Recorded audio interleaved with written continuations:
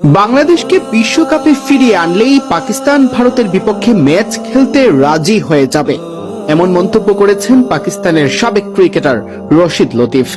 বাংলাদেশের পাশে দাঁড়িয়ে পিসিবি যে পদক্ষেপ নিয়েছে তাতে ক্রিকেটের বাজারে ধস নামবে বলে মনে করছেন এই সাবেক উইকেট রক্ষক ব্যাটার।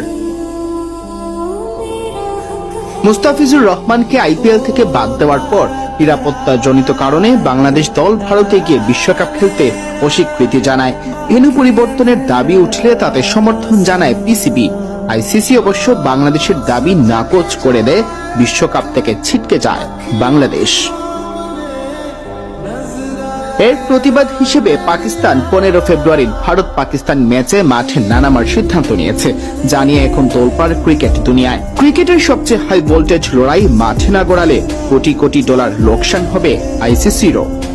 এ প্রসঙ্গে জিও নিউজকে রশিদ লতিফ বলেন, পাকিস্তান সরকার নিজেই প্রেস রিলিজ বা টুইট করেছে যাতে আইনি জটিলতা থেকে বাঁচা যায়, কারণ যখন সরকার কোনো বিষয়ে সরাসরি জড়িত হয়ে পড়ে তখন আইসিসির আর করার কিছু থাকে না। পাকিস্তানের পদক্ষেপের প্রশংসা করে তিনি আরো বলেন, পাকিস্তান সঠিক পদক্ষেপ নিয়েছে, কারণ এটা বিলিয়ন ডলারের ব্রডকাস্টারদের বাজার, যা এখন মিলিয়নে নেমে আসবে। আইসিসি প্রায় 100 থেকে 150টি সদস্য দেশকে ফান্ডিং দেয়, যেখানে 3 বিলিয়ন ডলারের বাজার ছিল সেটি 1 বিলিয়নে নেমে আসলে সবার ফান্ডিং এ টান পড়বে। রশিদ লতিফ মনে করেন, বাংলাদেশকে বিশ্বকাপে ফিরিয়ে আনলেই পাকিস্তান ভারতের সাথে খেলতে রাজি হয়ে